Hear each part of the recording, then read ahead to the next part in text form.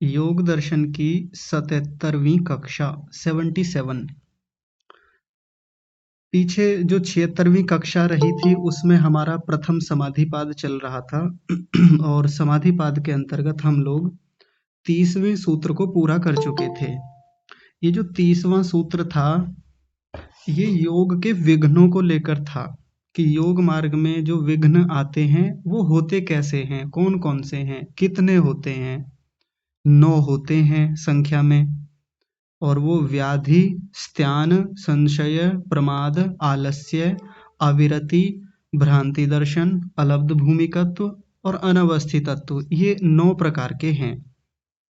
इनको हमने देखा था कि ये चित्त में विक्षेप करते हैं, चित्त को परेशान करते हैं, चित्त को दुखी करते रहते हैं और हमारे मन को बाधित करने के लिए आते हैं, बाधा पहुंचाते हैं। कैसी बाधा? तो योग में बाधा पहुंचाते हैं, समाधि नहीं लगने देते हैं ये इतने सारे विघ्न। और इनको दूर करने का एक उपाय पहले ही बताया जा चुका है। वो उपाय है कि हम ईश्वर प्रणिधान करें या ऐसा कहें कि हम जप करें अधिक से अधिक मात्रा में। पीछे आया था ना, तज जपस तदर्थ भावनम, कि परमात्मा का जो ओम नाम है उसका जप किया जाए। कैसे? अर्थ की भावना के साथ। उसका जो जो अर्थ है वैसा अर्थ हम अपने मन में धारण करें, उस पर खूब चिंतन मनन करें, विचार करें, ऐसा जप बताया। तो जब हमारी कक्षा ये पिछले 3-4 दिनों से लगभग चल रही है तो एक प्रश्न आपके सामने 3 बार रखा है। आज उस प्रश्न को चौथी बार मैं दोहराता हूँ। आपको चिंतन मनन करने के लिए कहा गया था। कहा था कि ईश्वर प्रणिधान करने से या जप करने से ये 9 प्रकार के विघ्न कैसे दूर हो जाते हैं। आज आपके सामने ये प्रश्न फिर से रखा है। तो फिर आप लोगों को ये भी कहा गया था कल की कक्षा में कि आज जो कक्षा होगी, आज के दिन वाली जो अभी चल रही है, इसमें आप सभी लोग ये इस प्रश्न का उत्तर देंगे जो जो आप लोगों ने अभी तक चिंतन किया है, मनन किया है। और मैं आप लोगों से एक निवेदन करूंगा कि वो लोग हाथ खड़ा करें, सबसे पहले खड़ा करेंगे जिन्होंने पिछले 2-3 दिनों में इस पर चिंतन किया है। अगर ताजा ताजा अभी अभी का उत्तर तैयार किया होगा तो उस चीज में उतना आनंद नहीं आता, लेकिन जिन लोगों ने विचार किया है तो वो लोग अपना हाथ खड़ा करें, मैं नाम लूंगा और आप विधिवत उत्तम रीति से अनुशासन से उस प्रश्न का उत्तर दीजिएगा। जी बताइए, कौन हाथ खड़ा करेंगे? हाँ जी, तो सबसे पहले बेला माता जी आप बताइए। नमस्ते आचार्य जी। नमस्ते माता जी। ओम। सादर नमस्ते आचार्य जी, मैं प्रयास करती हूँ। जी माता जी। और मैं पिछले 3-4 दिनों से मेरे भी दिमाग में यही आ रहा था कि इसका उत्तर हम चिंतन मनन करना चाहिए। जी तो हम देखते हैं कि जब हम ईश्वर प्रणिधान करते हैं या जप करते हैं या अर्थ सहित होकर जब प्रभु में हम लीन होते हैं जी या ध्यान में जाने का प्रयास करते हैं, तो बुद्धि में आता है कि ईश्वर और हम साधक, हम दोनों ही जो हैं, हम दोनों का बहुत बड़ा रोल हो जाता है। जी मतलब ईश्वर का तो बड़ा रोल है ही, लेकिन जब तक हमारी बुद्धि में ये बात नहीं आती कि हम ईश्वर उपासना करने भी कब बैठते हैं, जब हमारा शरीर स्वस्थ होता है। और शरीर कैसे स्वस्थ होगा, जैसे आप बता ही रहे हैं, एक पूरा पैकेज चाहिए हमारे को। जी शरीर, मन, बुद्धि सबको स्वस्थ करने के लिए एक पूरा पैकेज चाहिए। उसमें हमारा सात्विक भोजन हो, जी समय से उठना, समय से सोना, सत्संग, परमपिता परमात्मा को जानना, समझना, उनके गुणों को समझना। जब हम गुण समझते हैं तो हमें रुचि उत्पन्न होती है, और जब रुचि उत्पन्न होती है तो हमें समझ में आता है कि हम ध्यान में बैठना भी चाहेंगे तो अधिक देर बैठने के लिए या एक उचित समय तक कम से कम बैठने के लिए भी हमारा शरीर स्वस्थ होना चाहिए। जी उसके लिए उचित खान पान और सही समय पे सोना, जागना, उठना, बैठना।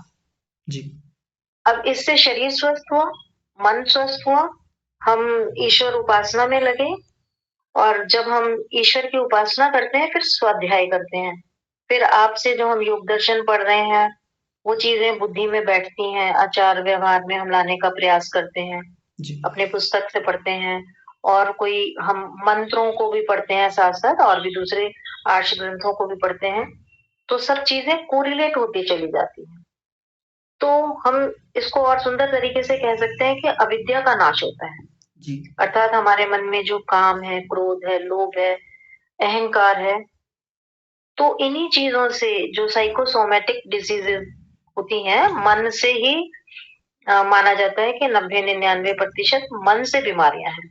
जी, तो हमारे मन से जब ये विकार दूर होने लगते हैं, तो मन स्वस्थ होने लगता है। उधर से खान-पान हम ठीक कर रहे हैं, सोना-जागना ठीक कर रहे हैं, सत्संग संगति अच्छी कर मतलब सत्संग प्राप्त कर रहे हैं, स्वाध्याय कर रहे हैं, और योग दर्शन की कक्षा आप जैसे इतने विनम्र और गुणी ज्ञानवान गुरु से प्राप्त कर रहे हैं, तो धीरे-धीरे क्या होता है कि हमारे ये जो 9 तरीके के हमारे जो विघ्न आ रहे हैं, जी, ये धीरे-धीरे दूर होने लगते हैं, और फिर हमारी व्याधियाँ भी दूर होने लगती हैं।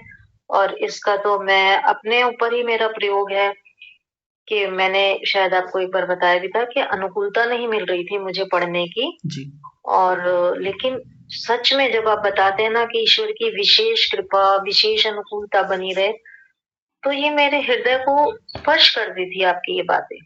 जी, और मुझे बहुत अच्छा लगता था ये सुनना, और जो बच्ची को भी आप बता रहे थे अभी, अनंता को, कि ईश्वर की विशेष कृपा है, तो मैंने इन इन शब्दों को, इन वाक्यों को हृदय में रखा, महसूस किया, और सच में मैंने देखा कि इतनी प्रतिकूलताएं भी नहीं है जितना हम समझते हैं, थोड़ी बहुत होती है, बाकी तो ईश्वर ने हमें कितना कुछ दिया हुआ है। तो जी। एक सकारात्मक चिंतन हमें प्राप्त होता है, और उससे हमारे सारी व्याधियां दूर होने लगती हैं। हाँ, ओम आचार्य जी, जी, कहीं त्रुटि हो तो कृपया बताएं। हाँ, ठीक है, ठीक। धन्यवाद। जी, बहुत सुंदर।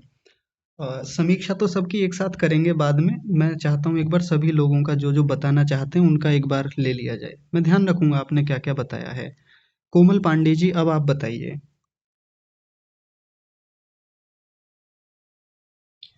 नमस्ते आचार्य जी। नमस्ते जी। जी आचार्य जी, जैसे कि आपने बताया था, पढ़ाया भी था, और सूत्र संख्या 23 में बताया गया है कि ईश्वर प्रणिधान द्वा। तो ईश्वर, हमारी जो चर्चा हुई थी कि ईश्वर प्रणिधान के साथ साथ आपको श्रद्धा, वीर्य, स्मृति, साधना, इसको भी करना अनिवार्य है। जी, तो ईश्वर, यहाँ पर ईश्वर प्रणिधान तो बताया गया है, परंतु हमें ये भी समझना है कि इसके अलावा भी हमें जो श्रद्धा, वीर्य, स्मृति और साधना है, ये भी करना है।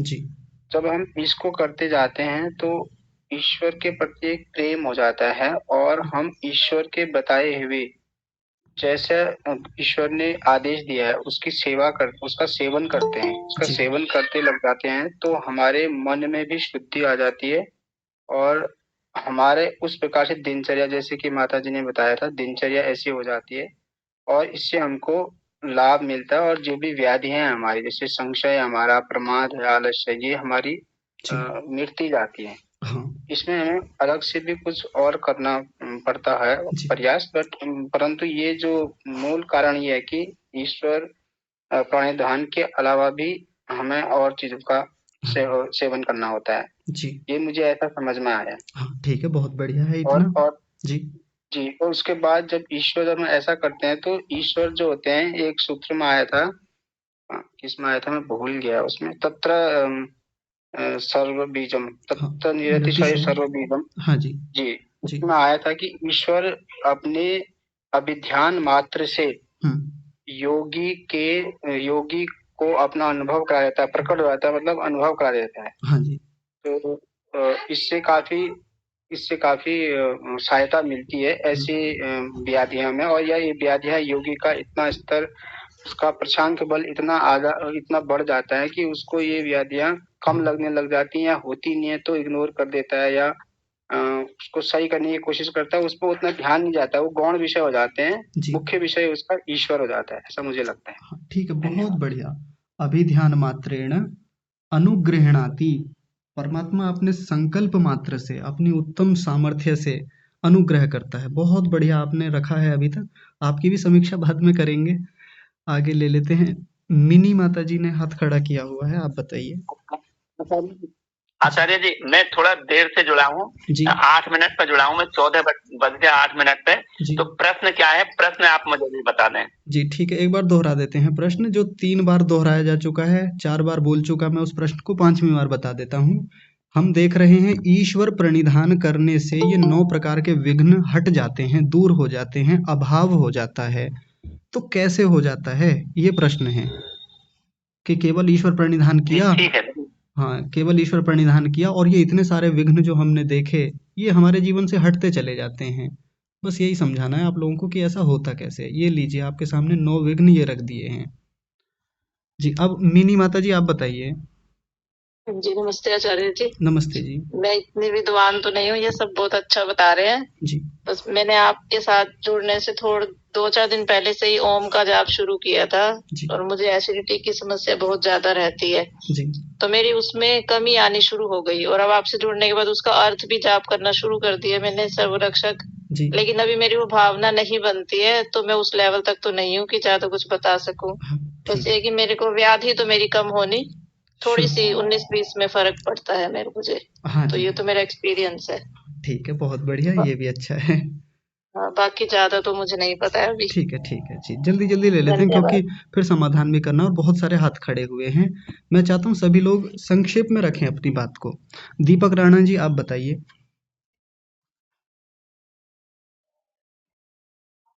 नमस्ते आचार्य जी। नमस्ते जी। जी ईश्वर का जब हम परमात्मा की जब पहले हम गुणों को जानते हैं जी अपने आर्ष साहित्यों से और अपने गुरुजनों से, जी और जब हम उसका अर्थ सहित हम उसका उच्चारण करते हैं, स्मरण करते हैं, जी तो इससे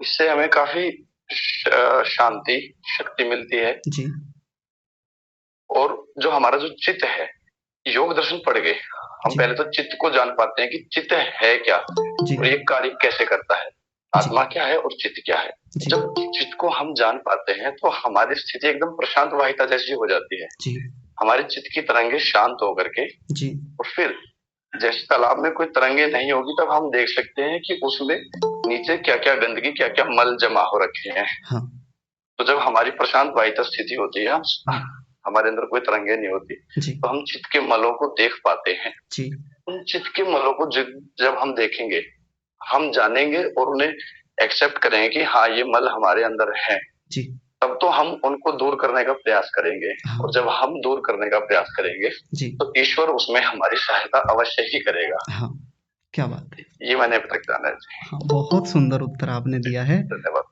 हाँ, समीक्षा करेंगे बाद में आपकी भी। बाकी लोगों का जल्दी जल्दी ले लेते हैं एक बार आगे। नरेश यादव जी आप भी बता दीजिए। हाँ जी, नमस्ते आचार्य जी। नमस्ते जी। सबसे पहले तो मैं ईश्वर प्रणिधान के बारे में बताऊंगा कि ईश्वर प्रणिधान करने से जो हमारा स्वस्वामी संबंध है वो टूट जाता है। मतलब जो हमें मेरा मेरा मेरा करते हैं तो वो सब छूट जाता है ईश्वर प्रणिधान से। तो उससे बहुत सारे कष्ट पहले तो दूर हो जाते हैं। रही बात जप की, तो जप में ईश्वर के गुण कर्म स्वभाव और इसमें भी भाव जोड़ना होता है। तो ये भाव जोड़ने से बहुत सारे जो हमारी व्याधियां है वो छूट जाती है। और ईश्वर हमें, अगर हम अच्छी तरह से भावपूर्वक करते हैं तो ये व्याधियां हमसे छूट सकती है। और ईश्वर के गुण कर्म स्वभाव इसमें से नहीं है, तो ईश्वर के जो अच्छे गुण कर्म स्वभाव है वो हमें मिलते हैं। और ये व्याधियां है वो हमारे मन के मल है, उसको हम दूर कर सकते हैं ईश्वर की सहायता से। जी जी, बहुत सुंदर, शोभनम। बहुत अच्छा उत्तर आप लोग दे रहे हैं। सच में बड़ी प्रसन्नता हो रही है कि आपका चिंतन सही दिशा में चल रहा है। तो आगे राजकुमारी माता जी आप बताइए। धन्यवाद आचार्य जी। जी मतलब अभी तक जितने हम लोग पढ़े हैं और सुने हैं, मुझे लगता है ईश्वर की कृपा से हम लोग कुछ कुछ समझे और जानने के लिए कोशिश कर रहे हैं। जैसे पूरा ब्रह्मांड में 3 अनादि तत्व है, उसी में ईश्वर, जीव और प्रकृति। और प्रकृति हमारा उपादान कारण है और हम खुद जीव है और ईश्वर की कृपा से हम लोग काम करते हैं। ईश्वर जैसे हम लोगों का इच्छा शक्ति है, ईश्वर का इच्छन शक्ति है। ईश्वर हमेशा हमारा दृष्टा के रूप में हमें हर पल, हर मुहूर्त, हर कण कण में विद्यमान है और हमारा मदद करता है। जैसे पिता पुत्र संबंध है, पिता की सदृश जब हम कुछ अविद्यावशतः गलत काम करते हैं तो दंड के स्वरूप, व्याधि के स्वरूप और ऑब्स्टेकल जैसे बना देते हैं, जैसे व्याधि के रूप में। उसी तरह जैसे अच्छे काम में करते हैं और सही दिशा में आगे बढ़ते हैं, तब हमारा हृदय में प्रेरणा देते हैं और हमारा उत्साहवर्धक के रूप में काम करते हैं। जब अविद्या का शिकार होते हैं तब हमारे हृदय में भय, शंका, लज्जा इत्यादि देके हमें सही रास्ता प्रदर्शित करते हैं। जब हम ईश्वर की इसी तरह प्रणिधान करते रहेंगे, अपने सारे काम, सारे शक्ति, सारे विधि विधान ईश्वर को समर्पित करके करेंगे, आगे बढ़ेंगे, तो हम अविद्या से दूर रहेंगे और सही और गलत को समझ पाएंगे। राग विराग दोनों को समझ के सही दिशा में गति करेंगे तो हमें ये जो विघ्न बाधा है अपने आप दूर होगा और अपने जो जीवन के अंतिम लक्ष्य है मुक्ति पाना, मोक्ष पाना, वो सहज सिद्ध हो जाता है। हाँ जी, बहुत बढ़िया, उत्तम, धन्यवाद जी। ठीक है, आगे मोहनलाल आर्य जी, आप भी बताइए। मैं सबसे कहूंगा कि थोड़ा और संक्षेप करें क्योंकि कई हाथ खड़े हुए हैं। जी जी जी, नमस्ते को सादर नमस्ते जी। आपका प्रश्न है अंतराय ईश्वर प्रणिधान से किस तरह से दूर होते हैं? तो मंतव्य यह है कि दो तरह के रोग होते हैं, एक तो शारीरिक रोग और एक मानसिक रोग। मानसिक रोग तो 100% नष्ट ईश्वर से, और जो शारीरिक रोग जो शरीर कष्ट है वो तो रहेगा, पर शरीर के कष्ट होने से मन जो दुख होता है वो बिल्कुल ठीक हो जाएगा। तो मैं समझता हूँ कि बहुत कुछ ईश्वर प्रणिधान से जो हमारा जो दुख होने वाला है, दुख समाप्त हो जाएगा। दुख पूरा अपनी जगह, शरीर का जो रोग है पर दुख समाप्त हो जाएगा। इसको स्वामी जी ने भी बताया है कि हम ईश्वर को जो याद रखेंगे या ईश्वर प्रणिधान करेंगे, तो ईश्वर प्रणिधान के करने से हम ऐसे समझिए कि जैसे पहाड़ जैसा दुख, राई जैसा मेरी आवाज आ रही है आपको? दुख को भी राई जैसा श्रीमान जी उसमें समाप्त हो जाता है, और जो हम ईश्वर प्रणिधान नहीं करेंगे तो राई जैसा दुख भी पहाड़ जैसा होगा। श्रीमान जी, आवाज आ रही है मेरी? जी हाँ, आ रही है, मैं समाप्त। हाँ, रुकिए, देखिए, सुनिए, ये तो सब जानते हैं, मुझे आवाज म्यूट कर लीजिए बस। ये तो प्रतिज्ञा हो चुकी है हमारी ओर से भी, आपकी ओर से भी, सब मानते हैं कि ईश्वर प्रणिधान करने से ये इतने सारे शारीरिक मानसिक जो भी बाधाएं हैं दूर हो जाती हैं। उसी बात को आप कई बार कह चुके हैं, लेकिन कैसे होता है बस ये समझाना, कैसे होता है, इतना तो सब मान गए हैं अब तक, ऋषि भी कह चुके हैं। प्रश्न ये है कि कैसे दूर हो जाती हैं ये सब चीजें ईश्वर प्रणिधान करने मात्र से? जितना मुझे जान है और जो मैं व्यवहार में लाता हूँ, ईश्वर प्रणिधान करने से हम यम नियम का अच्छी तरह से पालन करेंगे और यम नियम का अच्छी तरह नहीं हो पाएंगे जी, कम से कम हो पाएंगे। हाँ, ऐसा का अनुभव है। ठीक है जी, समझ गए, बहुत बढ़िया, उत्तम। आगे श्रीमान रामपाल महोदय जी, आप भी बताइए। आचार्य जी नमस्ते। नमस्ते जी।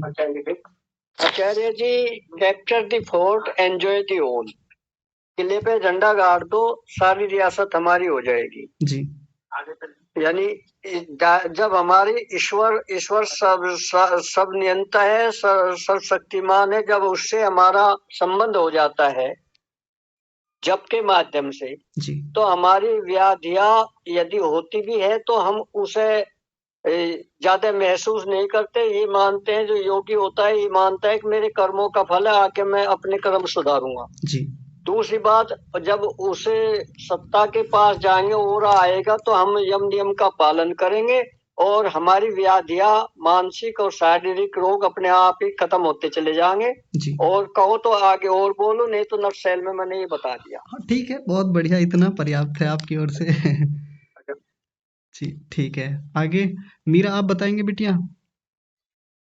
जी आचार्य जी, थोड़ा प्रयास करेंगे संक्षिप्त में रखने का। जी आचार्य जी, ईश्वर प्रणिधान से तो मतलब साधक और ईश्वर दोनों ही सहायक होते हैं व्याधियों को नष्ट होने में। जैसे कि साधक शरीर विज्ञान को प्राप्त करके कैसे दिनचर्या रखनी चाहिए या नियमों के पालन करने से, और ईश्वर प्रणिधान करने से रोग से निवृत्ति होने लगती है। और जैसे ही ईश्वर की उपासना करने से सुख होने लगता है साधक को, तो उसकी विषय भोगों के प्रति इच्छा हटने लगती है और वो और अच्छे से कार्य करने लगता है अपने दिनचर्या को लेकर के, जिससे कि विषय भोग के प्रति प्रवृत्ति जैसे ही हटेगी तो ब्रह्मचर्य पालन और पुष्ट होगा, जिससे कि शरीर और बलवान और पुष्ट होता चला जाएगा, जिसके कारण हमारी अविद्या का भी नाश होने लगेगा। और अविद्या के नाश से हमारे लोभ, क्षोभ आदि जो क्लेश हैं, वो मानसिक क्लेश जो हमें दुख देते हैं, वो रोग भी धीरे धीरे समाप्त होने लगेंगे। तो इसमें साधक और ईश्वर दोनों ही सहायक होते हैं, मतलब रोगों के निवृत्ति हेतु। बस आचार्य जी, मुझे इतना ही पता। हाँ ठीक है, बहुत बढ़िया, ये भी एक अच्छा पक्ष है। अभी और देखते हैं, नीति माता जी आप बताइए। नमस्ते आचार्य जी। नमस्ते माता जी। पहले इसके लिए हमें ईश्वर प्रणिधान का अर्थ पहले अच्छी तरह समझना चाहिए जी कि प्रणिधानाद भक्ति विशेषाद, ईश्वर की विशेष भक्ति करना और अनन्य भाव से भक्ति करना। और दूसरा अर्थ है इसमें कि ईश्वर को परम गुरु मानकर अपनी समस्त क्रियाओं को अर्पण करना जी और उसके फलों की आशा नहीं रखना जी। तो इसी तरह दूसरा है तजसत अर्थ भावनम। वो सूत्र में है कि ईश्वर का जप करते हुए हम ईश्वर के स्वरूप का चिंतन करते हैं और उसकी भावना बना के चलते हैं, तो हमें जो इसी तरह ईश्वर प्रणिधान करते हैं तो उसमें एक दूसरा भी स्वाध्याय योग मासिक दूसरा दिया है कि पवित्र ओम नाम का जप करने के साथ मोक्ष का उपदेश करने वाले शास्त्रों को भी पढ़ना जी। जो वहाँ स्वाध्याय का अर्थ बताया है जी। तो इसी तरह जो हम आगे चलते हैं तो हमारे चित्त की वृत्तियों का निरोध होने लगता है, योग में हमारी रुचि बढ़ती है और इससे हमारा जप और गहरा बनता है और गहरा बनने से चित्त की वृत्तियों पर हमारा नियंत्रण बढ़ता है। तो इसी तरह हम अपनी वृत्तियों को जानने लगते हैं, तो ये दोनों एक दूसरे के पूरक बनते हैं। तो हम आत्मा अपने स्वरूप को जानने लगता है और विक्षिप्त अवस्था में वो आगे बढ़ता है। तो इस तरह अवलब्धि तब धूमिकत्व वाला विघ्न हटता है और बाकी के जो विघ्न है वो चित्त की वृत्तियों के साथ ही होते हैं। तो योग में सबसे बड़ी बाधक वृत्ति आसक्ति और लोभ वृत्ति होती है। जब तक ये दो वृत्ति होगी तब तक साधक सदा विक्षिप्त ही रहता है। तो जब तब वो एक मंत्र है ना, तेन त्यक्तेन भुंजिता श्लोका जी जी, तो उसका वो त्याग करके हमें भोगों को भोगना चाहिए जी। वो सीखना चाहिए। जब तक हम त्याग करके वाली वृत्ति नहीं रखेंगे तो हम आसक्ति में पड़े रहेंगे। ईश्वर ने यह जगत बनाया है लेकिन उसका हमें आवश्यकता अनुसार ही भोग करना है, ऐसा सोचने से हमारी लोभ वृत्ति दूर होती है और समस्त क्रियाओं को ईश्वर को समर्पित करके करते हैं तो उस और फल की भी इच्छा नहीं रखते। ईश्वर न्यायकारी है, वो जो भी फल देगा वह ग्राह्य होगा। ऐसा करने से मान अपमान लाभ हानि सुख दुख सभी उनकी चित्त की अवस्था हमारे इसी द्वंद में समान रहती है और चित्त में सत्व गुण की प्रधानता बढ़ने से मन स्वस्थ रहता है और मन स्वस्थ रहने से व्याधि और ध्यान ये दोनों विघ्न आपको कट जाते हैं। और स्वाध्याय करने से मोक्ष के उपदेश करने वाले शास्त्रों को पढ़ने से संशय भी दूर होता है। ईश्वर का जाप करने से बुद्धि तीव्र होती है और निश्चयात्मक बनती है। योग में जब भीतर की यात्रा में आगे बढ़ते हैं तो साधक को एकाग्र अवस्था में जो हल्की हल्की अनुभूति होती है, जो आपने बताया था कि आत्मा में एकदम स्वतः प्रकाश का दिखना, ऐसा जो कुछ होता है, लेकिन वो आगे नहीं बढ़ता, सब कुछ उसको मानकर उसको ही साक्षात्कार मान लेता है। तो ये भ्रांति दर्शन होता है। यहाँ ईश्वर प्रणिधान से ईश्वर साधक को प्रेरणा देता है, जो अभिधान मात्र से वो वाला एक सूत्र आया था। तो उसका विपरीत ज्ञान हटता है और वो अच्छी तरह आगे बढ़ता है। लोभ वृत्ति और आसक्ति घटने से भौतिक सुखों के प्रति आकर्षण भी समाप्त हो जाता है और अभिव्यक्ति वाला यह दोष भी दूर होता है। ईश्वर के जप के साथ ईश्वर के गुणों का भी चिंतन करने से आत्मा में वो भी गुण जो ग्रहण करने योग्य है वो आते हैं। ईश्वर प्रणिधान से ईश्वर में श्रद्धा आती है, श्रद्धा से उत्साह, उत्साह से वीर्य बढ़ता है और इससे आलस्य और प्रमाद ये द्वंद भी दूर होते हैं। इतना मैंने लिखा है। धन्यवाद। हाँ ठीक है माता जी, बहुत सुंदर आपकी व्याख्या है। पता नहीं कितने लोग पकड़ पाए होंगे, लेकिन माता जी ने लगभग एक एक विघ्न को पकड़ करके देखा कि कैसे ईश्वर प्रणिधान से उसको हटाया जाता है, दूर किया जाता है या हो जाता है। ठीक है, धन्यवाद। संतोष माता जी आप भी बताइए। संतोष माता जी। हाँ जी, नमस्ते आचार्य जी। नमस्ते माता जी। आचार्य मैं बिल्कुल संक्षिप्त में ही बोलूंगी जी। ईश्वर प्रणिधान पूरी श्रद्धा से और पूर्ण समर्पण से जब हम करेंगे, अपने आप को बिल्कुल भुला देंगे, अपने आत्मा और परमात्मा का ऐसे देखेंगे पिता और पुत्र का मेल हो रहा है। जब हम ऐसे अपने आप को पूर्ण रूप से समर्पित कर देंगे तो मुझे लगता है कि व्याधियां तो अपने आप ही समाप्त हो जाएंगी। जी। जब हम इनका ध्यान ही रहेगा व्याधियां कि हमारे शरीर में, जब उसके समर्पित रहेंगे और ईश्वर प्रणिधान जब हम कोई कार्य शुरू करते हैं तो पहले ईश्वर का नाम लेके परमात्मा का ये कर्म हम परमात्मा कर रहे हैं और संपूर्ण होने पर उसका धन्यवाद करते हैं।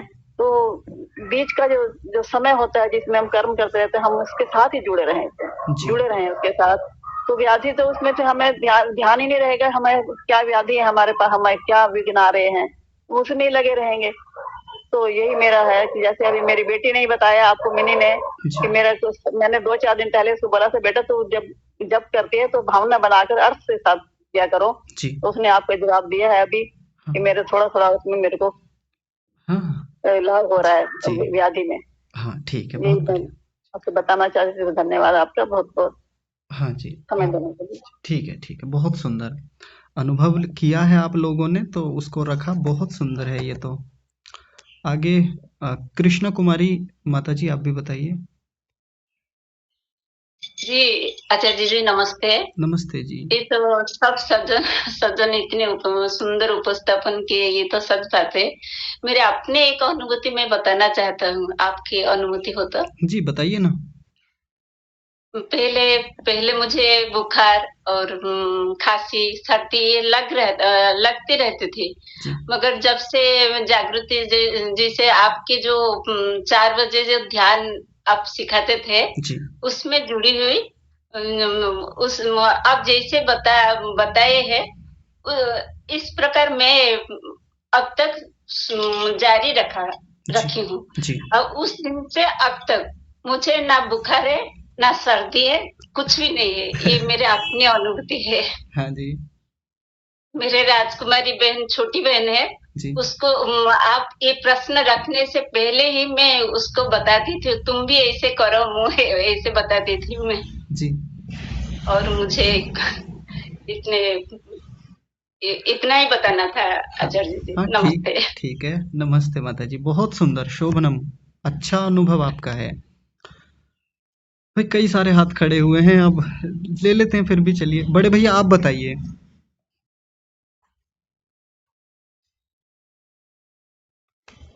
आचार्य जी नमस्ते। नमस्ते जी। जी मैं इसमें 3 प्रमाण रखना चाहूंगा ईश्वर प्रणिधान से किस प्रकार से व्याधियों का नाश होता है। जी। सबसे पहला मेरा विचार ये है कि मतलब सीधे सीधे तो विघ्नों का नाश ईश्वर प्रत्यक्ष रूप से तो नहीं करता, उसके बहुत सारे माध्यम है, जैसे रक्षा के माध्यम है, सीधे सीधे रक्षा नहीं करता। इसी प्रकार से उसके ईश्वर प्रणिधान से किस प्रकार विघ्नों का नाश होता है। सबसे पहले मैं विचार रखना चाहता हूँ कि ईश्वर प्रणिधान को ठीक प्रकार से समझने से, जैसे ईश्वर प्रणिधान का अर्थ बताया था कि अपना सर्वस्व सारे कर्मों को परमात्मा को समर्पित करना, उसकी आज्ञा में समर्पित रहकर और जो जितने भी कर्म हैं उनको मोक्ष प्राप्ति के लिए समर्पित कर परमात्मा की आज्ञा पालन में तत्पर रहते हुए कर्म करना। ईश्वर प्रणिधान को ठीक प्रकार से समझते हुए जब हम कर्म करते हैं तो उसमें हमें एक बल प्राप्त होता है और उसी को जोड़ते हुए जो ईश्वर स्तुति प्रार्थना उपासना का तीसरा मंत्र है, या आत्मदा बलदाई वाला जो मंत्र है, उसके भाष्य में भी आता है कि परमात्मा की आज्ञा पालन करने में भक्ति का वहां पर अर्थ बताया था कि परमात्मा की आज्ञा पालन करने में सदैव तत्पर रहें विशेष भक्ति का। और जैसे आपने पहले भी बताया था कि जप का मतलब होता है स्मरण करना, तो हम जो भी कर्म करें ईश्वर को स्मरण रखते हुए कर्म करें, प्रत्येक कर्म को ईश्वर को समर्पित करते हुए कर्म करें, ईश्वर की प्राप्ति के लिए मोक्ष की प्राप्ति के लिए कर्म करें। तो इस प्रकार से हमें मतलब अंदर से आत्मिक रूप से प्रेरणा मिलती है, आत्मिक बल प्राप्त होता है और हम विघ्नों से बचने के लिए सीधे सीधे तो ईश्वर हमारी रक्षा ऐसे नहीं करता, लेकिन अंदर से जो हमें अनुभूति होती है कि हम भय शंका लज्जा के रूप में हम कोई यदि गलत कर्म करते हैं तो उस प्रकार से अनुभूति परमात्मा हमारे अंदर करते हैं, तो हम उस प्रकार से भी एक प्रकार से विघ्नों से बचने के लिए प्रेरित होते हैं। और तीसरा था जैसे अविरति में बताया था कि गर्धा बताया था आपने, तो यजुर्वेद के 40वें अध्याय का प्रथम मंत्र था ईशावास्यमिदं सर्वम यत्किंच जगत्याम जगतेन त्यक्तेन भुंजीता मा गर्धः कस्य स्विधनम, कि त्याग पूर्वक वस्तुओं का उपभोग करें। तो मीरा बहन ने भी जैसा बताया था कि जब हम त्याग पूर्वक उपभोग करेंगे वस्तुओं का तो ब्रह्मचर्य पालन में या रोगों से बचने में हमें एक विशेष प्रकार की मतलब अंदर से अनुभूति होती है और उससे बल मिलता है। तो आत्मिक बल ही मेरा मुख्य था कि आत्मिक बल मिलता है परमात्मा की जप से, उपासना आदि से, प्रणव आदि जप से। जैसे बताया था उसमें श्लोक भी आया था कि योग से स्वाध्याय को सिद्ध करें, स्वाध्याय से योग को सिद्ध करें। तो परमात्मा का जप उसको सही रूप में जानकर और उसके अनुसार आचरण करने से, परमात्मा की आज्ञाओं का पालन करने से हम विघ्नों से कुछ रूप में हम बचेंगे और वो प्रेरणा परमात्मा की ओर से ही प्राप्त होती है। ऐसा मेरा विचार था। धन्यवाद। हाँ ठीक है, बहुत सुंदर आपका विचार रहा। इस पर भी अभी देखेंगे आगे। सौरभ जी आप बताइए। सादर नमस्ते आचार्य जी। नमस्ते जी। आचार्य जी, मेरा मानना है ईश्वर प्रार्थना करने से हमारे ये जो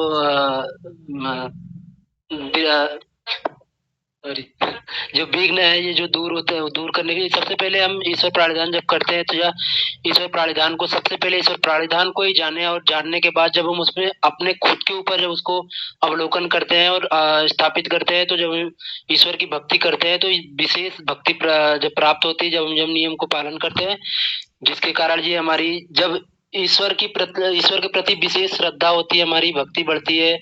जब हम अपनी चित्त को स्वस्थ कर पाते हैं, चित्त की जब स्वस्थ होती है, जब हम ईश्वर की विशेष उपासना कर बैठते हैं तो उसमें एक लंबे समय तक हम बैठ पाते हैं, जिससे हम इनको जान करके अपनी दूर कर सकते हैं। मतलब ईश्वर की गूढ़ कर्म को जानेंगे जब, और जब उनके हिसाब दिए हुए आदेश के अनुसार जब हम अपने ऊपर काम करते हैं, तब जाके ये भ्रांतियां और विघ्न सब दूर हो जाते हैं। हाँ ठीक है, चलिए बहुत बढ़िया। और करेंगे अभी विचार इस पर। भगवती माता जी आप बताइए।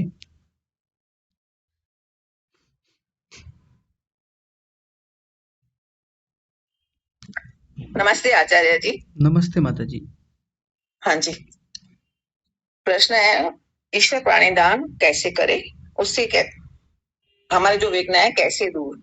जी उत्तर है, पहले तो यम नियमों का पालन करने के बाद जो हमारी व्याधियां हैं, जो 9 प्रकार की विघ्न है, उनको दूर करेंगे।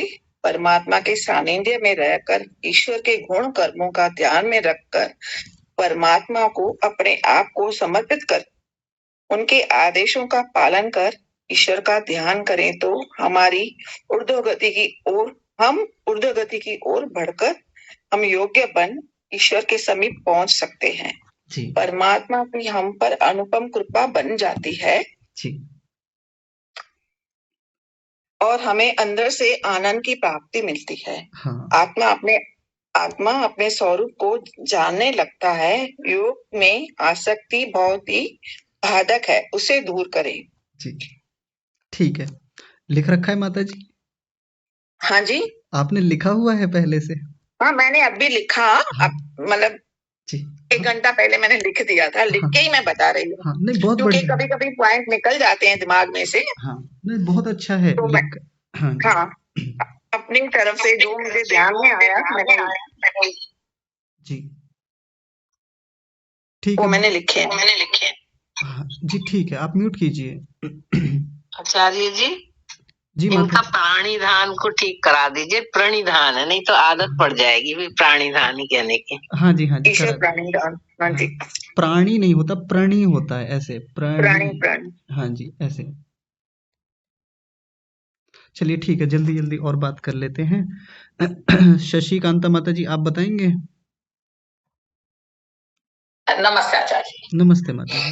ऐसा है, जब ईश्वर प्रणिधान के लिए जैसे माता पिता का पुत्र के साथ संबंध होता है जी, है ना।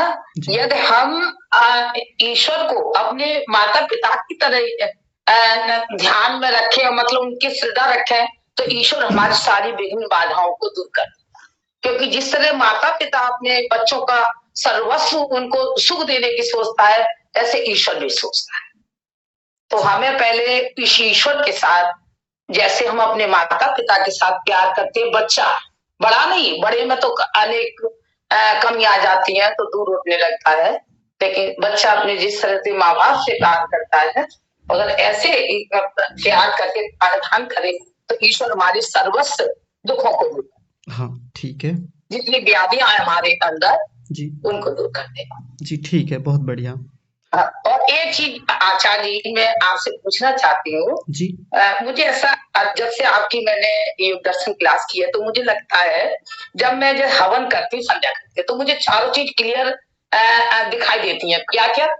मन और जिस मंत्र पढ़ती हूँ आत्मा और परमात्मा, वो कैसे, मैं आपको थोड़ा बताना चाहती हूँ।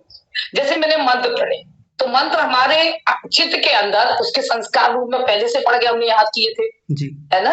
और आत्मा कहती है कि अब हवन करो, संध्या करो, तो मन उसको करता है और ईश्वर की शक्ति के द्वारा उन मंत्रों को मैं बोलती हूँ जी। शायद यही मेरे ख्याल में ये जो शक्ति है जो बोल रही हो वो ईश्वर है, और जो मंत्र बोल रही हो वो चित्त के अंदर संस्कार है, और आत्मा ये देख रही है कि मैंने हवन कर रही। अच्छा जी, ये सही है कि नहीं? देखेंगे, अभी विचार करेंगे माता जी, और ऐसी अनुभूति होती है मुझे। हाँ ठीक है, विचार करते रहेंगे, अभी देखेंगे। चलिए अभिमन्यु जी आप बताएंगे? ठीक जी आचार्य जी हम बताएंगे जी। ईश्वर बताएं? हाँ बताइए। ये तो पहले तो सभी ने इतना कुछ बता दिया, बताने लायक कुछ रखा नहीं, फिर भी हम बता देते थोड़ा बहुत। ईश्वर प्राणिधान संधान कैसे होता है, ये एक प्रश्न है। तो ध्यान जब तप इत्यादि करने से होता है। इसके लिए सबसे पहले तो हमें अपने शरीर की व्याधियां दूर करनी होंगी, जैसे व्याधि रुकिए अभिमन्यु जी रुकिए, गलत दिशा में है, आपने प्रश्न नहीं समझा। मैंने कहा था चिंतन मनन करके आए तब बोले, आपने चिंतन मनन नहीं किया। की अभी हमने हाँ विचार करके आइएगा, विचार करके आइएगा, ठीक है।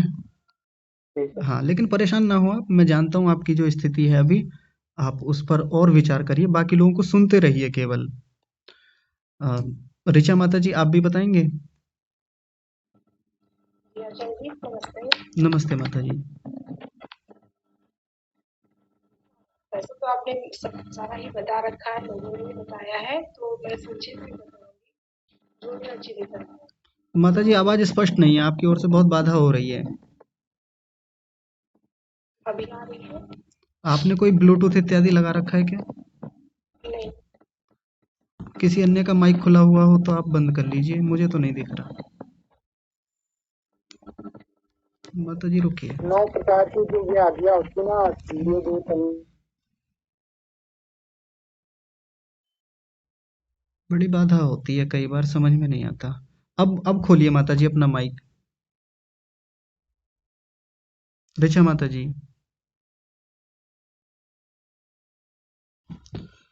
अरे अभी खोलिए। नहीं आपकी ओर से कुछ बाधा है। आवाज ही नहीं आ रही है, कोई लाभ नहीं होगा बोलने का भी, आवाज ही नहीं आएगी। चलिए ठीक है, आप अलग से बता दीजिएगा। ठीक है, चलिए। आप लोगों ने जितना भी उत्तर देने का प्रयास किया, 16 लोगों ने प्रश्नों के उत्तर देने का बड़ा सुंदर प्रयास किया। किसी को कम या ज़्यादा कहने का मेरा उद्देश्य नहीं है कि आपने अच्छा दिया, आपने बहुत अच्छा दिया, आपका सबसे अच्छा था। ऐसा नहीं कि मैं किसी को ऊंचा नीचा मैं दिखाऊंगा इस अगली जो बात मैं कहने जा रहा हूँ उसके आधार पर। लेकिन 2 लोगों ने जिन्होंने बहुत अच्छे से अपनी बात को रखा, विषय पर रहते हुए सटीकता से उत्तर देने का प्रयास किया, उनमें सबसे पहले दीपक राणा जी ने। चौथे नंबर पर वो अपना रख रहे थे, एकदम विषय पर रहते हुए उन्होंने एक बड़ा सुंदर समाधान दिया। बात करेंगे उस पर भी। और फिर बाद में नीति माता जी ने लगभग सारे जितने ये विघ्न हैं सबको आधार बना करके उनके नाम ले करके कि कैसे ईश्वर प्रणिधान करने से ये सब दूर होते हैं।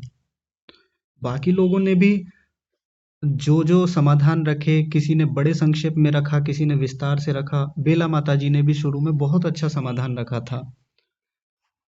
तो मेरे सबका ध्यान है सबने क्या क्या रखा है। यदि आपकी अनुमति हो तो अभी इस पर बातचीत कर ली जाए। वैसे तो समय हो गया है, नहीं तो फिर कल या परसों की कक्षा में, कल तो रविवार है शायद, हाँ, फिर परसों की कक्षा में इसका समाधान करेंगे और आप लोगों की समीक्षा करेंगे, जैसा आप लोग ठीक समझें। आज ही कर दीजिए। आज ही कर दें, समय लगेगा। कोई बात नहीं आचार्य जी, कल तो छुट्टी है, आज ही कर दीजिए। ठीक है, चलिए। तो फिर आप लोग सभी धैर्य से एक एक चीज को समझने का प्रयास करेंगे। कितना समय लगेगा? चलिए जल्दी कर देंगे, 10-5 मिनट में जितना भी होगा। रिकॉर्डिंग में सुन लेंगे, बाकी बाद में हाँ जी, हाँ जी, कर देंगे तो ठीक है, ठीक है। तो देखिए, जैसे सबसे पहले बेला माता जी ने जो कहा था कि जब हम ईश्वर प्रणिधान करते हैं तो प्रणिधान करने से हमारा जो चिंतन है, सोचने की शैली है, जब ईश्वर के गुणों का चिंतन करते हैं, विचार करते हैं हम भीतर से एक एक चीज पर, चिंतन कैसा होता है? सकारात्मक। एक एक बिंदु को हम पकड़ते हैं, ध्यान से देखते हैं, और ऐसा करने से सतर्कता बढ़ती है चीजों के प्रति।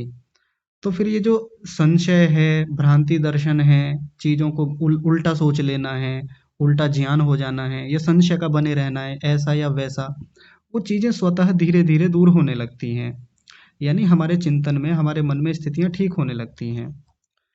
आगे कोमल पांडे जी ने जब अपनी बात रखी थी तो उन्होंने किस बात को आधार बनाया कि ईश्वर का जो कथन है, ईश्वर का जो कहना है, यानी ईश्वर की जो आज्ञा है, जो हम उसके अनुसार चलते हैं तो धीरे धीरे जीवन में यम नियमों का धारण करते हैं, और परमात्मा के कहे के अनुसार जो उनकी आज्ञाएं हैं, जो उन्होंने हमको धर्म और अधर्म के उपदेश किए हैं, जब हम वैसा करने लगते हैं, इससे जीवन ठीक होने लगता है। और उन्हीं में ये व्याधि, स्थान, संशय, ये जितने विघ्न हैं वो धीरे धीरे ठीक होने लगते हैं। उनका ऐसा भाव था। दीपक राणा जी ने एक बड़ा सुंदर समाधान दिया, लगभग उसी पर सारा टिका हुआ है। उन्होंने कहा था कि जब ईश्वर प्रणिधान करते हैं तो ऐसा करने से हमारे चित्त में शांति होती है, चित्त शांत होने लगता है, प्रशांत वाहिता जैसी स्थिति बनने लगती है। हमको अपने चित्त का भीतर से पता चलता है, हम स्थिर होकर देख पाते हैं चीजों को भीतर से, भीतर की दुनिया को। और ये जितने विघ्न हैं, ये ज्यादातर विघ्न मन पर टिके हुए हैं। व्याधि एक अकेला ऐसा विघ्न है जो शरीर पर टिका हुआ है, या आलस्य भी थोड़ा सा ऐसा है जो शरीर पर टिका हुआ है। बाकी सारे विघ्न जो है मन के हैं। और यदि हम मन को ही जान लेंगे, क्योंकि ईश्वर प्रणिधान में जप करने में होता क्या है, हम अपने मन को समझ पाते हैं, मन की एकाग्रता होती है। उस स्थिति में मन का बोध होता है, मन एकाग्रता में जाता है, प्रशांत वाहिता होती है, लगातार सात्विक वृत्तियां बनी हुई हैं। और ऐसे में जब व्यक्ति अपने मन को पकड़ पाता है तो फिर धीरे धीरे वो टटोल पाता है कि कहाँ कहाँ कमियां चल रही हैं मेरी। एक बड़ा सुंदर समाधान दीपक राणा जी ने रखा था। नरेश यादव जी ने भी बहुत अच्छे चीज़ों को रखा। जैसे नरेश यादव जी ने और कई लोगों ने, मैं सबका नाम नहीं लूँगा, जैसे शशिकांता माता जी ने भी कहा था, और राजकुमारी माता जी ने भी कहा कि हमारा और परमात्मा का पिता पुत्र का संबंध है। जब वो पिता पुत्र का संबंध आपस में बनता है, हमारा जुड़ाव होता है परमात्मा से। और कई लोगों ने जो एक बात दोहराई कि परमात्मा हम पर अनुकंपा करता है, क्या था वो, अपने सामर्थ्य से, अपने संकल्प मात्र से, अभिध्यान मात्रेण अनुगृह्णाति, परमात्मा हम पर अनुकंपा करता चला जाता है। बहुत बढ़िया है, ये भी एक समाधान है, इसको भी उसी में जोड़ सकते हैं। और कृष्णा माता जी ने जो अपना अनुभव रखा वो बड़ा शानदार है। पिछले कई महीने पहले हमने सुबह में एक उपासना की कक्षा रखी थी। आप लोगों को नहीं पता, योग दर्शन से कई महीने पहले की बात है। सुबह को 4:30 बजे वो हम कक्षा रखते थे, तो उस समय कई लोग जुड़ते थे, 40-50 लोग आते थे कक्षा में। तो माता जी भी तब जुड़ती थी और इन्होंने उस साधना को बरकरार रखा, निरंतर रखा उसको, और अभी तक उस पर चल रही हैं निरंतरता से। और उन्होंने अपना ऐसा अनुभव रखा है, उनका अनुभव है, मैं नहीं कह रहा हूँ अपनी ओर से, कि उनके जो शारीरिक व्याधियां थी वो दूर होती चली गई। साथ में इन्हीं की जो बहन है राजकुमारी माता जी, उन्होंने भी अपनी ऐसी ही बात रखी कि उनके भी एक कोई शारीरिक व्याधि है, वो उसका दूर होने लगा। कुछ दिनों का ही जप करने का इतना सुंदर परिणाम है। तो वो तो अभी तक शारीरिक व्याधियों को लेके अनुभव रखा है, लेकिन हम अपने अनुभवों को देखें मानसिक आधार पर, मन में कितना परिवर्तन हमारे आ रहा है ईश्वर प्रणिधान से। जिस दिन हम इस चीज को महसूस कर पाएंगे, तो जैसा कि बेला माता जी ने कहा था, या मैंने भी कक्षा में रखा था, साइकोसोमेटिक डिसऑर्डर होता है मनोविज्ञान में, कि यदि मन ठीक होने लगे, मन हमारा शांत हो जाए, मन स्वस्थ रहने लगे, मन प्रसन्न रहने लगे, मन एक अच्छी स्थितियों में पहुंचने लगे, मन शांत हो जाए, मन प्रशांत वाहिता में पहुंच जाए, तो शरीर की व्याधियों का क्या है, धीरे धीरे वो ठीक हो ही जाती हैं। और इसके अलावा बाकी तो लगभग सबका वही था कि ईश्वर के प्रति जब समर्पण होता है तो वही अभिध्यान मात्र से परमात्मा उपकार करता है, यम नियमों का हम पालन अच्छे से कर पाते हैं। ज्यादातर लोगों का झुकाव इसी ओर था। तो अब बस संक्षेप में देख लीजिए, बाकी इस पर फिर भी बात कर लेंगे, लेकिन मैं अपनी ओर से जो बात रखना चाहता हूँ, जो एक दो लोगों ने बड़ा विस्तार से रखा, जैसे नीति माता जी ने और बड़े भैया ने रखा था, वो कहा था कि, और सौरभ जी ने भी कहा था कि सबसे पहले हम ईश्वर प्रणिधान को जाने तो सही होता क्या है। कई लोग तो सीधे सीधे ईश्वर प्रणिधान का मतलब केवल ईश्वर का ध्यान करना, जप करना, यहीं तक सीमित रहे। ईश्वर प्रणिधान का मात्र मतलब होता है उसकी भक्ति विशेष करना, और भक्ति विशेष को खोलते हुए ऋषि दयानंद क्या कहते हैं, उसकी आज्ञा पालन करने में तत्पर रहना, जो बड़े भैया ने भी बताया था। ईश्वर स्तुति प्रार्थनोपासना के मंत्रों में भी हम समझते हैं कि परमात्मा ने जो आज्ञाएं हम लोगों को दी हैं वेदों में, उन वेदों के आधार पर ऋषियों ने जो ग्रंथ बनाए, आयुर्वेद आदि ग्रंथ हैं या और भी शास्त्र बनाए, ये योग दर्शन भी तो वहीं से निकला है। तो ईश्वर की आज्ञाएं ही मान के चले, अप्रत्यक्ष रूप में दी ऋषियों ने हैं हमको, लेकिन आज्ञाएं कहाँ से आई हैं? ईश्वर से। तो ईश्वर की आज्ञाओं का पालन करना क्या होता है? ईश्वर की भक्ति, और ईश्वर की भक्ति को ही तो ईश्वर प्रणिधान कहते हैं। तो जो जो ऋषियों ने हमें आज्ञाएं दे रखी हैं, या जो सीधे सीधे ईश्वर ने हमको आज्ञाएं दी हैं, वो आज्ञाएं क्या हैं? यम नियमों का पालन करें, आयुर्वेद के नियमों का पालन करें, मन को प्रसन्न रखें। कितनी आज्ञाएं हैं, कितना कुछ हमको बता रखा है। धर्म के उपदेश दे रखे हैं, अधर्म के उपदेश दे रखे हैं, पढ़ने के उपदेश दे रखे हैं, और आलस्य और प्रमाद को न करने के भी उपदेश दे रखे हैं उपनिषदों में या वेदों में भी सीधे सीधे आज्ञाएं दे रखी हैं। तो जब हम उन आज्ञाओं पर चलेंगे तभी तो ईश्वर प्रणिधान कहलाएगा। ईश्वर प्रणिधान का मतलब केवल ओम ओम ओम ओम जपना मात्र नहीं होता। ईश्वर प्रणिधान का सीधा मतलब है कि हम परमात्मा के कहे हुए अनुसार चलें, आज्ञा माने परमात्मा की। एक तो ये हो गया। दूसरा जो दीपक राणा जी ने कहा, वो बड़ी सुंदर बात उन्होंने कही, मैं बार बार उसको दोहरा रहा हूँ क्योंकि बहुत उत्तम समाधान उन्होंने दिया। जैसे ही हम जप करना शुरू करते हैं या अपने व्यावहारिक जीवन में परमात्मा को देखते हैं, एक एक वस्तु से जोड़ जोड़ करके कि हाँ यहाँ भी परमात्मा है, इसको भी परमात्मा ने बनाया है, परमात्मा ऐसे मेरी रक्षा कर रहा है, तो ऐसा करने से मन ठहरने लगता है। अभी तक जिन लोगों का मन बहुत चंचल रहता है, मन में बहुत विक्षेप रहता है, मन बार बार भागता रहता है, धीरे धीरे ठहराव आता है जप से। जितना अच्छा जप होगा मन में उतना ही ज्यादा ठहराव आएगा, उतनी ही स्थिरता बनेगी, और स्थिर हुआ मन अपने भीतर की भ्रांति को देख पाता है, अपने भीतर के मिथ्या ज्ञान को पकड़ पाता है अच्छे से। अब जब पकड़ेगा तभी तो दूर करेगा। अब मैंने जब एक कल बात कही थी कि जब तक हम अपने भीतर की उस भ्रांति को पकड़ ही नहीं पा रहे हैं, अविद्या को देख ही नहीं पा रहे हैं, तो दूर कैसे करेंगे? ये दूर होगी कैसे? करना तो हम ही लोगों को है, सीधा परमात्मा दूर नहीं करता आके। जैसे बड़े भैया ने कहा था कि जैसे परमात्मा सीधे आके रक्षा नहीं करता, ऐसे ही परमात्मा सीधे सीधे इन्हें भी दूर नहीं करेगा, हमारी व्याधियों को। प्रयास तो हमारा ही रहेगा, प्रयत्न हम ही करेंगे इन सब चीज़ों के लिए। व्याधि आएगी तो दवाई गोली हम ही को लेनी है, परमात्मा आके सीधे सीधे टैबलेट नहीं देगा हमको, या सीधे सीधे आके हमको चूरन चटनी मुरब्बा कुछ नहीं चटाएगा। वो तो करना तो हम ही है ना, हम ही करेंगे उस प्रक्रिया को। लेकिन जब उसकी आज्ञा में चलेंगे, उसके कहे के अनुसार दिनचर्या को ठीक रखेंगे, हम प्रमाद को स्वयं हटाने लगेंगे। जब धीरे धीरे हमारी स्थिति बनने लगेगी कि भाई अभी हमको यहाँ तक भी जाना है, समाधि तक पहुँचना है, लब्धि प्राप्त करनी है, तो भीतर से चेतना आएगी, भीतर से मन में लालसा बनेगी, उत्साह आएगा, जिसको श्रद्धा वीर्य स्मृति में वीर्य नाम से कहा था। उत्साह बढ़ेगा, उत्साह बढ़ने से ये प्रमाद और आलस्य ये चले जाएंगे, स्त्यान भी चला जाएगा धीरे धीरे। तो ये तीनों जो एक जैसे दिखते हैं, स्त्यान, प्रमाद और आलस्य, ये किससे चले जाएंगे? मन में उठने वाले उत्साह से। जब हम सामने एक बड़ा लक्ष्य देखेंगे, किसी ने कहा था, तनिक मुझे ध्यान नहीं आ रहा, कि जब हमें उपलब्धियां होती हैं आगे चल के, जब हम देखते हैं कि, हाँ, मीरा ने कहा था, जैसे जैसे साधना में हमको सुख मिलने लगता है आगे चल के, वो सुख भी हमको और प्रेरित करता है और उत्साहित करता है। और वो जो उत्साह आता है हमारे भीतर से, उस उत्साह के आने से ये प्रमाद भी, आलस्य भी और स्त्यान भी, यानी चित्त की अकर्मण्यता और योग साधनों का अभाव होना और शरीर और मन के भारीपन से अप्रवृत्ति होना, ये धीरे धीरे हटने लगती हैं। अब जिन लोगों के मन में कभी वैसी खुशी मिली नहीं ईश्वर प्रणिधान करके, जप करके, वो कैसे ही इन सब चीज़ों को दूर कर पाएंगे? तो उस खुशी को हम देखें भी तो। अब एक बात ये भी है कि कितने लोगों को तो जप में मजा ही नहीं आता, आनंद ही नहीं आता, वो सुख ही नहीं ले पाते। क्यों? क्योंकि गलत रीति से जप कर रहे हैं, या अभी कुछ दिन हुए हैं और सोचते हैं जी कुछ फायदा ही नहीं हो रहा है, कुछ लाभ ही नहीं हो रहा है।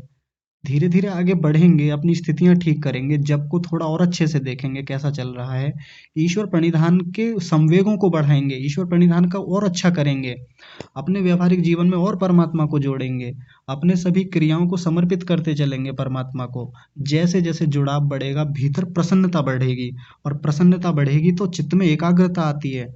आगे पढ़ेंगे हम, आने वाला है बस कुछ ही दिनों में, अगले सप्ताह में आ जाएगा।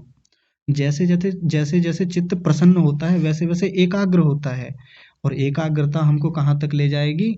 ऊंची भूमियों तक ले जाएगी, समाधि तक ले जाएगी। ऐसे करके ये सारे के सारे जितने भी हमको विघ्न दिखाई दे रहे हैं, ये धीरे धीरे दूर होने लगते हैं।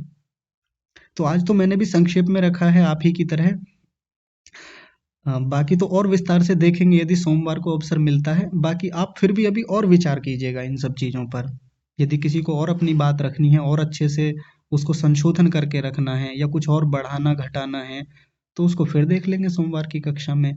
लेकिन सबसे अच्छी बात रही कि जितने भी लोगों ने उत्तर देने का प्रयास किया, बहुत सुंदर प्रयास था। इसका सीधा सा तात्पर्य है कि आप लोगों ने कक्षा के बाद भी अपने चिंतन मनन को जारी रखा है, उसको निरंतर रखा है। बहुत धन्यवाद आप सभी का कि इतनी उत्तम रीति से पढ़ते हैं, तो फिर आनंद आता है पढ़ाने में भी। तो धन्यवाद करते हुए सभी का, और विशेष रूप से धन्यवाद परमात्मा का करते हुए कि उन्होंने इतना उत्तम विज्ञान हमको दिया, हम पर अनुकंपा की। परमात्मा का विशेष धन्यवाद करते हुए आज की कक्षा को यहीं विराम। आप सभी को सादर प्रणाम। हम सभी आनंद में रहें, प्रसन्न चित्त रहें, उत्साहित रहें और आगे बढ़ते रहें।